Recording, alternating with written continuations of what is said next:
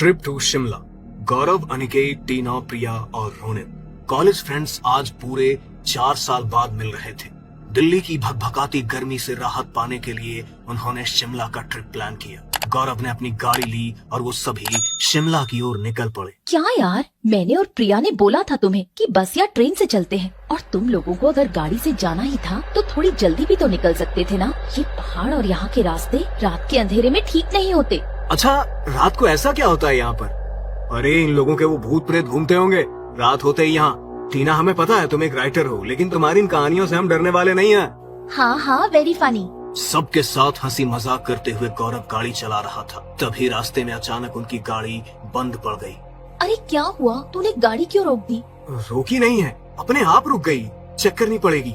अरे जब तेरे खटारे में दम नहीं है तो इसे लेकर ट्रिप पर क्यों निकल जाता है? इससे तो अच्छा होता हमने कोई टैक्सी बुक कर ली होती। अब आधी रात को यहाँ पहाड़ियों में अब क्या होगा? हमसे गाड़ी में धक्का लगवाएगा क्या तू? अरे कह रहा हूँ ना, अभी चेक करते हैं, पता चल जाएगा क्या दिक्कत है। गौरव गाड़ी से निकलकर जाता है तो अनिकेत भी अपने फोन की टॉर्च ऑन करके उसके साथ बाहर आता है। गौरव गाड़ी का इंजन चेक कर रहा था, तभी पीछे से एक आदमी अपने हाथ में लालटेन लेकर उनके पास आता है।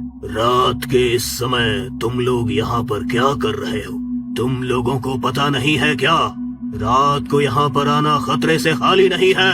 कई बार आधी रात को यहाँ एक्सीडेंट हो जाते हैं। कितने ही लोग अपनी जान गंवा चुके हैं। मेरी बात मानो, आगे मत जाना, पीछे लौट जाओ और सुबह होने तक किसी सेफ जगह रुक जाओ।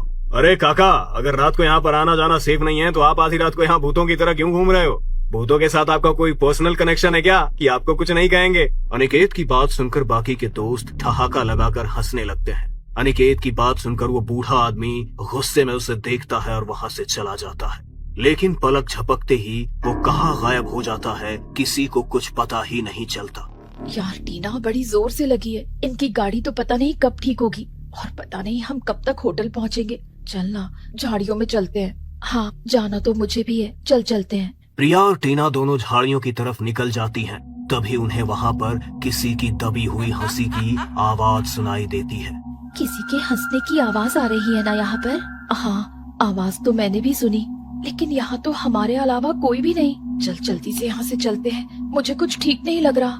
वो दोनों जैसे ही वहाँ से जाने लगती हैं, तभी उनके कानों में फिर से वही हंसी की आवाज पड़ती। एक औरत और एक आदमी, जिनका पूरा शरीर खून से लथपथ था और चेहरा बुरी तरह से कटा फटा हुआ था, अचानक उनकी आंखों के सामने से आ जाते हैं, जिसे देखकर उन दोनों की चीख निकल जाती है। उनकी चीख सुनकर अनिकेत और गौरव झाड़ियों की तरफ दौड़ते हैं। क्या हुआ तुम्हें? तुम दोनों चिल्लाई क्यों? सब कुछ ठीक तो है ना? हाँ, नहीं, प्लीज चलो यहाँ से, ये जगह ठीक नहीं है। अरे लेकिन हुआ क्या?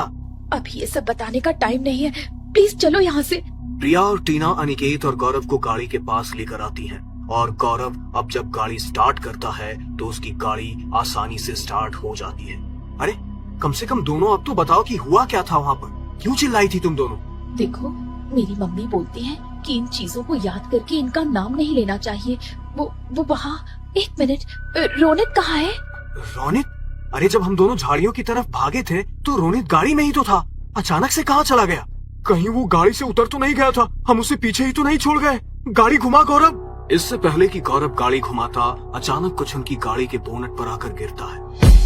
गौरव जल्दी से गाड़ी रोकता है और जैसे ही सब लोग बाहर आकर देखते हैं तो बोनट पर रोनित की डेड बॉडी गिरी हुई थी, जो पूरी तरह से खून से लथपथ थी, और उसका चेहरा भी बिल्कुल उन औरत आदमी की तरह ही कटा फटा हुआ था जो प्रिया को झाड़ियों में दिखाई दिए थे। रोनित की डेड बॉडी कार पर देखकर सबकी चीख निकल जाती है। ये सब उन दोनों ने ही किया है। वो हमारे पीछे लग चुके हैं। उन्होंने रोनित को तो मार दिया, वो हमें भी नहीं छोड़ेंगे। वो छलावा था, मैंने मना किया था तुम्हें रात को यहाँ पर आने से, और वो बूढ़ा आदमी भी तो कह रहा था ना कि आगे मत जाओ।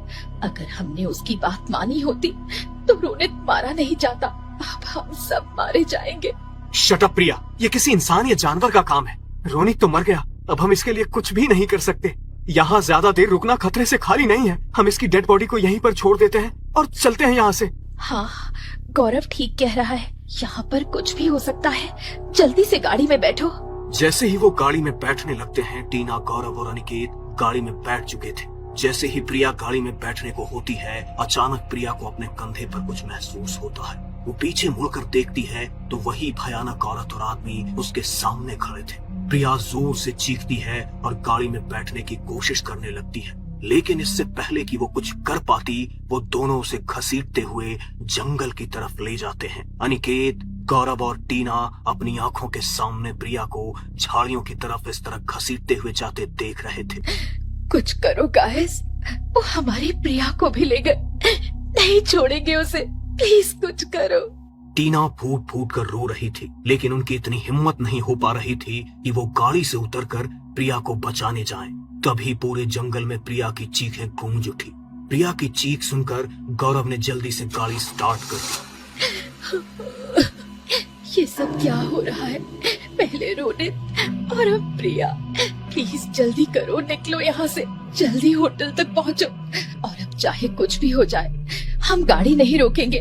गौरव ने फुल स्पीड में गाड़ी भगाई, लेकिन लगभग आधे घंटे तक गाड़ी चलाने के बाद भी रास्ता मानो आगे बढ़ ही नहीं रहा था। दूर दूर तक होटल तो क्या, किसी भी इमारत और रिहायशी इलाके का कोई नामो निशान नहीं था। What the hell? पिछले आधे घंटे से फुल स्पीड में गाड़ी चला रहा हूँ मैं, और ये लोकेशन तो जैसे एक ही जगह अटक गई है। अभी भी होटल 4 किलोमीटर दूर है। गाइस, मैं कह रही हूँ, छलावा हमारे पीछे पड़ चुका है। हम कितना भी चलेंगे, लेकिन सुबह होने तक उस छलावे से बाहर नहीं निकल पाएंगे। सुबह तक हमें खुद को बचाकर रखना होगा, वरना हमारे साथ भी वही होगा जो प्रिया और रोनित के साथ हुआ है। चुप करो टीना, हम वैसे ही बहुत डरे हुए हैं। बस हमें जल्दी से कोई मंदिर या किसी का घर दिख जाए, गाड़ी वहाँ से आगे नहीं बढ़ाएंगे। थोड़ी देर और गाड़ी चलाने के बाद गौरव को सामने एक रोशनी दिखाई दी। जंगल का एरिया धीरे धीरे खत्म हो रहा था और सामने ही उसे एक झोपड़ी दिखाई दे रही थी, जहाँ से लालटेन की रोशनी चमक रही थी। शायद सामने इस झोपड़ी में कोई रहता है। आज रात हम यहीं रुक जाते हैं, वरना आज हमारी जान नहीं बचेगी। वो तीनों झोपड़ी की तरफ जाते हैं तो झोपड़ी में लालटेन जलाए एक औरत अंदर चूल्हे पर खाना बना रही और उसका पति उसके पास बैठा था। टीना को ये बात थोड़ी सी अजीब लगी। अभी रात का 1 बज रहा है और गांव में तो लोग जल्दी खाना खाकर जल्दी सो जाते हैं। रात के इस पहर तो कोई भी अपना चूल्हा नहीं जलाता, तो इतनी रात को ये लोग। अरे चुप करो तुम। सुनिए, हम यहाँ पर रास्ता भटक गए हैं। क्या प्लीज आप हमारी छोटी सी मदद कर सकते हैं? हमें सुबह तक रुकने के लिए कोई जगह चाहिए। अगर आप हमें आज रात यहाँ पर रुकने देंगे तो आपकी बड़ी मेहरबानी होगी। गौरव की इस बात का उन दोनों ने कोई जवाब नहीं दिया। तभी टीना का ध्यान उनके पैरों पर पड़ा, जो उल्टे थे। इससे पहले कि टीना कुछ कर पाती, उन दोनों ने अपनी गर्दन पीछे की ओर मोड़ी। उनका कटा हुआ भयानक वही चेहरा देखकर उन तीनों के पैरों तले से जमीन खिसक गई। वो चीखते हुए वहां से गाड़ी की तरफ भागे और गौरव ने जल्दी से गाड़ी स्टार्ट की। उन तीनों की सांसें उनके हलक में अटक चुकी थी। यहाँ कुछ भी सेफ नहीं है यार। पता नहीं हमसे ऐसी क्या गलती हो गई जो ये लोग हमारे पीछे ही पड़ गए हैं। हमें उस बूढ़े की बात मान लेनी चाहिए थी। अनिकेत ने जैसे ही ये बात बोली, तभी पीछे की सीट से उन्हें एक आवाज सुनाई दी और वो आवाज सुनकर अनिकेत और गौरव के रोंगटे खड़े हो गए। मैंने तो तुम्हें पहले ही कहा था, इस रास्ते पर आगे मत जाना साहब, लेकिन आजकल के लोग कहाँ किसी की बात सुनते हैं। उन दोनों ने जैसे ही पीछे मुड़कर देखा तो पाया कि गाड़ी की पिछली सीट पर टीना नहीं बल्कि वही बूढ़ा था, जो अब उन्हें देखकर भयानक तरह से मुस्कुरा रहा था। उसका चेहरा भी अब धीरे धीरे भयानक होने लगा और उसके मुंह से खून टपक कर गाड़ी में गिरने लगा। दोनों इतने डर गए थे कि उनके मुंह से चीख निकल गई और हाथ पैर सुन्न पड़ गए। गौरव का दिमाग काम नहीं कर रहा था और वो चाह कर भी आगे गाड़ी नहीं बढ़ा पा रहा। उसने गाड़ी के ब्रेक लगाए और दोनों गाड़ी से निकलकर बाहर की तरफ भागने लगे। तभी उनके सामने वो आदमी और औरत अपनी हड्डियों को मरोड़ते हुए उनकी तरफ आने। अब हमें ये नहीं छोड़ेंगे यार, कोई चारा नहीं है अब अपने पास। हर किसी को अपने किए का भुगतान तो भरना ही पड़ता है। भूल गए आज से 4 साल पहले की वो रात। ओह नो, किसी का एक्सीडेंट हो गया। मैंने बोला था ड्रिंक करके गाड़ी मत चलाओ। अब क्या करें यार? अगर इन लोगों को अस्पताल लेकर गए तो ये मर गए तो पुलिस हमें छोड़ेगी नहीं। मैं तो कहती हूँ चलो यहाँ से, जो हो गया सो हो गया। अब इनको बचाने के चक्कर में अपनी पूरी लाइफ खराब नहीं करनी। वो लोग चाहते तो उन्हें बचा सकते थे, लेकिन पुलिस के डर से वो उन लोगों का एक्सीडेंट करके उन्हें वहीं पर छोड़कर चले गए और इस वजह से बहुत देर तक तड़पने के बाद उन तीनों की वहाँ पर मौत हो गई। आसपास कोई सीसीटीवी कैमरा भी नहीं थे, इस वजह से कभी किसी को पता नहीं चला कि ये एक्सीडेंट किसने किया। गौरव की आंखों के सामने वो रात अचानक फ्लैश हुई। वो अपनी जान के लिए भीख मांगने लगा। वो बूढ़ा आदमी और वो आदमी और औरत उन दोनों की तरफ बढ़ रहे थे। वो अपनी पूरी जान लगाकर भागे, लेकिन तभी पीछे से उनके ऊपर हमला हुआ और वो दोनों जमीन पर गिर पड़े। थोड़ी ही देर बाद वहाँ चीखों की गूंज सुनाई दी, लेकिन जब अगली सुबह हुई तो अनिकेत ने अपनी आंखें खोली।